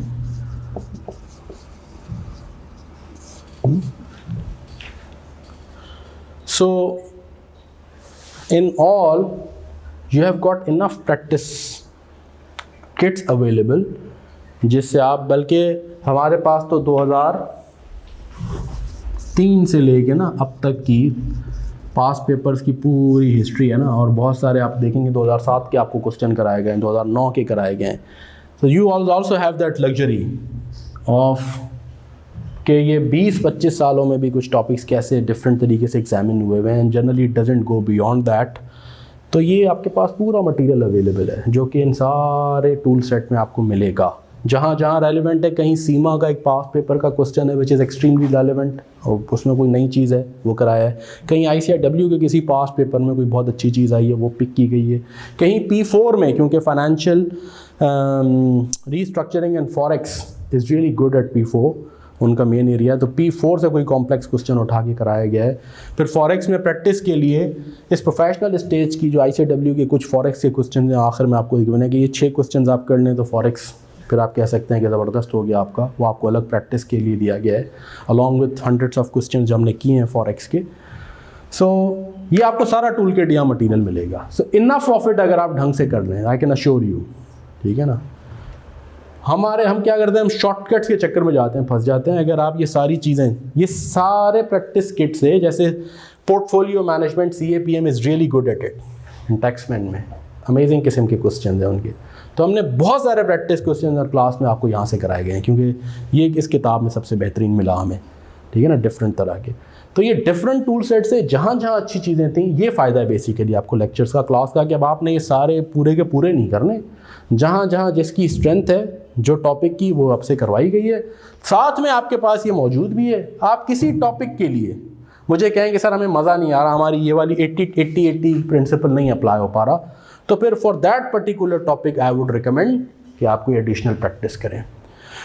ये भी एक मिथ है कि बस 500 क्वेश्चन की प्रैक्टिस कर ली तो हमने ढंग हो गया, ये भी एक और मिथ है। 500 क्वेश्चन हमने कर लिए, सर 400 क्वेश्चन सीनियर ने कहा था तुम प्रैक्टिस कर लो। नो, इट शुडंट बी 400 या 500, it should be topic specific, should be proper practice.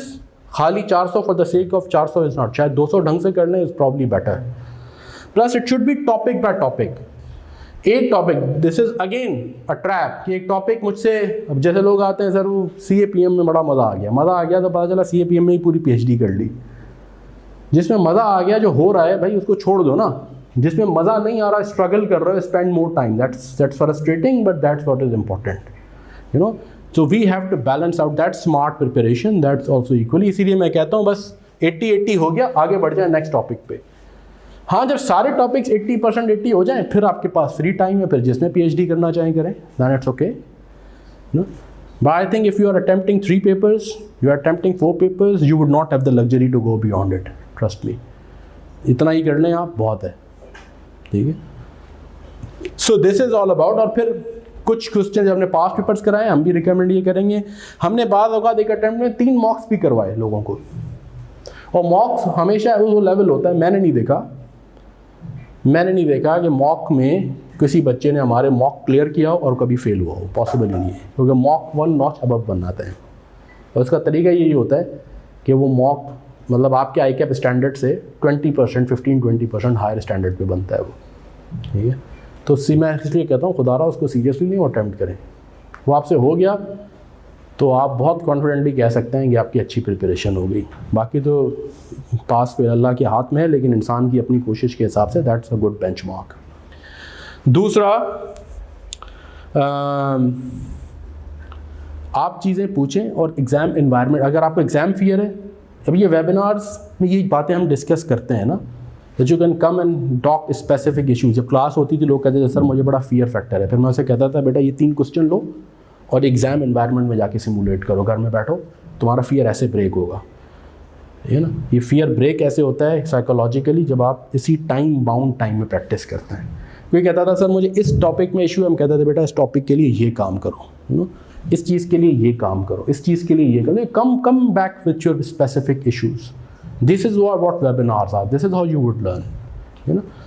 So with this I think I am done with my basic orientation issue. मैं आज तो टॉपिक स्टार्ट नहीं कराना चाहता, हम स्टार्ट वैसे करते हैं बेसिक इन्वेस्टमेंट अप्रेजल से। नेक्स्ट वेबिनार में हम बेसिक इन्वेस्टमेंट अप्रेजल से चलेंगे। हम चलते उस एरिया से हैं जो आप पढ़ चुके हैं, which is like investment appraisal में डिफरेंट टूल्स, आपके ARR method, payback method, discounted cash flow techniques, NPV, IRR जो आप पढ़ चुके हैं, वहीं से स्टार्ट होता है। यहाँ थोड़ा सा उसका और डिटेल्ड एंड कॉम्प्लेक्स वर्जन है, where you get into more difficult and complex questions. तो हम उसके बहुत ही fundamental, what is NPV, what is IRR, वहाँ से हम बात स्टार्ट करते हैं कि what does NPV represent, if you have to define NPV, what is it, why is it called, that's an immediate increase in investors wealth, why, you know, what does it represent, how does it mathematically reconcile. तो बहुत basic concept से लेके फिर उसके different तरीके से उसमें different जो चीज़ें हैं, टैक्स के calculation, dos and don'ts of cash flow construction क्या है, डिस्काउंटिंग कैसे होती है, वो सारा है। तो वहाँ से टॉपिक स्टार्ट होता है। So with this I am done, I am now open to your questions, any issues, आपके जज्बात, एहसासात। जी सर, इफेक्टिवली BFD कितने टाइम में करना चाहिए? या so if you start now, which is start of July से अगर आप स्टार्ट करते हैं तो आई थिंक 4 महीने में ये बड़े अच्छे तरीके से प्रिपेयर हो जाएगा। और फिर सर जब वो और नवंबर में आप अच्छे तरीके से रिवाइज करें इसे। हमारी फॉर एग्जाम्पल जून 26 अटैम्प्ट है, जी। तो उसमें तो SBF हो जाएगा, जी। चेंजेस हम लोग को फिर दोबारा लेने पड़ेंगे। 5 से 10% कह रहा हूँ मैं। अगर आपका दिसंबर पेपर है तो आप 4 महीने पूरा सीरियसली से देखेंगे। अगर आपका जून 26 है, आप क्लास की स्पीड से चलें, आप चलें ऐसे ही। लेट सपोज करें आप 12 घंटे नहीं दे सकते, आप 9 घंटे दें वीकली, ठीक है। और आप एडिशनल प्रैक्टिस अभी ना करें, ठीक है, पास्ट पेपर्स अभी ना करें। आपने नवंबर तक लिया, आप अपनी एक्सेस ले लें टिल जून, ठीक है। फिर जैसे पेपर हुआ, अब आपके अगले आप 4 महीने हैं, उसमें आप बस एक एडेड एडवांटेज आ गया, आप वो टॉपिक रिवाइज भी करते जाएं। फिर आप कोशिश करेंगे मार्च में आपका पूरा कट ऑफ हो जाए, दोबारा पूरे टॉपिक्स रिवाइज हो जाएं। April and May should be for you to do all the past papers, practice, mock again, you know, these kind of things. अभी आप भले नवंबर में मॉक होगा उसमें ना बैठें, आप अक्टूबर तक पूरे लेक्चर्स जैसे हैं क्लास के लेके चलें, फिर आप नेक्स्ट उसमें अपनी सीक्वेंस जारी करें। Should be very good enough. आपके पास एडिशनल टाइम होगा, कोई एडिशनल प्रैक्टिस करनी है, so you would be even very well prepared. दिसंबर 26 अगर अटैम्प्ट हो तो भी आप ले सकते हैं। फिर आप ये है कि अभी आप 4 देखें, मतलब 3-4 महीने प्रॉपरली लें, फिर आप बीच में भले जो है ना, आप दिसंबर 26 क्यों देना चाहेंगे? फर्म में रजिस्ट्रेशन लेट हुई है। फर्म में रजिस्ट्रेशन लेट हुई है तो आपका 1.5 साल बाद, तो ठीक है, आप प्रिपेयर करके रख लें। लेट सपोज करें कि आपने अभी लिया और आपने नवंबर तक अपने प्रिपेयर करके रख लिया, फिर आपने टुक टुक पढ़ना शुरू किया, ठीक है ना, आपके 2-3 सब्जेक्ट्स होंगे। और फिर आप टारगेट ये करें कि आप ऐसे प्रिपेयर करें जैसे जून आपकी अटैम्प्ट है, इनकी तरह, ठीक है। और आप अभी मॉक ना लें, ठीक है, आप जाके मॉक लें जब हम अप्रैल या मई के 2026 में मॉक करेंगे। उसमें आपने प्रॉपर मॉक दिया, फिर आपके पास दूसरा मॉक भी आ गया विच इज़ अक्टूबर नवंबर, और फिर आप अपनी पूरी रिवीजन्स करें जो ढंग से पूरी आप रिवीजन करें ऐसे जैसे जून में, और फिर आप एक नेक्स्ट लेवल रिवीजन करें, फिर जाके आप सितंबर, अक्टूबर, नवंबर में। सो आपके पास तो सफिशिएंट टाइम होगा, आप तो गोल्ड मेडल की तैयारी करें इंशाल्लाह। सही है ना। और बताइए जो दोस्त ऑनलाइन है, एनी क्वेश्चन? CBE की प्रिपरेशन देखें, CBE की preparation that I talked about here, CBE की प्रिपरेशन कोई स्पेसिफिक प्रिपरेशन नहीं है बेटा। CBE की प्रिपरेशन ऐसे ही है कि CBE कंप्यूटर बेस्ड में आपने उसी सॉफ्टवेयर में जितना ज़्यादा उसका एक डाउनलोड कर लें, ICAP की वेबसाइट पे अवेलेबल है सॉफ्टवेयर का डेमो वर्जन, ठीक है। उसमें BFD डेमो लिखेंगे 1 और CFAP 1 2 3 उसका पासवर्ड जो है वो अवेलेबल है, वो आप खोलेंगे, आपके पास डेमो क्वेश्चन भी है, उस क्वेश्चन को छोड़ दें आप पेपर को, अब आपका स्क्रीन आ गई। 3 घंटे वो स्क्रीन एट अ टाइम चलती है, 3 घंटे आप उसमें प्रैक्टिस करें। आप जो टॉपिक्स पहले तो आप लेक्चर्स देखें, समझें, कागज़ पे प्रैक्टिस करें, फिर कुछ क्वेश्चंस की प्रैक्टिस ज़रूर जाके उस सॉफ्टवेयर पे करें, so that you get more accustomed to that software. This is how you will prepare. You don't need to specifically कि जी CBE को मैं अलग से खाली खोल के देखना नहीं है, आपने उसमें चीज़ें करनी है, तो कुछ practice 30 to 40% practice, as I said, you should do it there. ठीक है, और बताइए, एनी अदर क्वेश्चन? या अगर किसी ने पहले दिया हुआ है पेपर, देखिए I mean that's again sorry, I mean I should have discussed it. अगर आपने पहले से पेपर ये दिया हुआ है and somehow you are unable to make it, no issue. बेहतरीन तरीका एक तो ये है कि आप इसके 2 स्ट्रीम है, you know why were you not able to do it, क्या आपकी प्रिपरेशन के इशूज़ थे, क्या मसाइल थे, fantastic, you know it, you know what to work on, there is no blind spot. दूसरा ये है कि सर मुझे पता ही नहीं है, मैं तैयारी सही कर गया, पता नहीं क्यों एग्ज़ाम में मेरा हाथ ही नहीं चला, या मैं तो ठीक करके आया था सर मुझे समझ नहीं आ रहा, दिस ऑल्सो हैपन्स, ठीक है ना। तो इसका बेहतरीन तरीका ये है, मैं भी कहता हूँ कि जैसे आप एग्ज़ाम में करके आए हैं वैसे आप मुझे सॉल्व करके दे दें, भले कागज़ पे कर दें या एक्सेल पे कर दें। तो आई टेल यू कि आपने कहाँ मिस्टेक्स की, और ऐसे एक नहीं, जब भी मैं ये कहता हूँ अनफॉर्चुनेटली बहुत कम लोग करके वापस आते हैं। ये भी परेशानी की बात नहीं, मैं आपको अश्योर कर रहा हूँ, जब आप करने बैठेंगे आपको याद आ जाएगा आपने एग्ज़ाम में क्या किया था। 90% आप रिप्रोड्यूस कर देंगे, कोई नहीं भूलता, इंसान के अंदर अल्लाह ने इतनी मेमोरी रखी। When you start doing it you will recall what you did in the exam and do it the way you did in the exam, not the way you should have, है ना। वो मुझे आप करके दें, मैं आपको फीडबैक दूंगा। और ऐसी लातादाद एग्जाम्पल्स हैं, बल्कि शायद ही कोई ऐसी एग्जाम्पल हो जिसमें किसी ने अपना फीडबैक हमसे रिव्यू कराया, हमने उसको आइडेंटिफाई किया और उसकी इम्प्रूवमेंट ना हुई हो, है ना। तो लेकिन ये आपको करके लाना पड़ेगा एग्जैक्टली सिंसेरिटी से, जैसे आपने एग्ज़ाम में किया था। तो फिर हम आपको स्पेसिफिक फीडबैक देंगे कि बेटा ये एरियाज़ हैं, हमारे हिसाब से आपकी ये मार्किंग बनती है। जनरली जब भी मैंने लोगों को मार्किंग करके दी अपने हिसाब से 1-2 नंबर हेयर एंड देयर, वो कहते हैं हाँ सर मेरे मार्क्स आए हुए थे। या मैं रेंज देता हूँ कि अगर मैं इसके एग्जामिन करता एज अ टीचर आपको, और मैं पेपर आपका चेक करता, तो मैं बहुत रिलैक्स मार्किंग करता तो ये देता, बहुत स्ट्रिक्ट करता तो ये देता। इस रेंज के अंदर आपके मार्क्स होने चाहिए एंड 99% वही मार्क्स वहाँ होते हैं। तो कोई ज़्यादती नहीं करता आज के बाप से, ठीक है ना।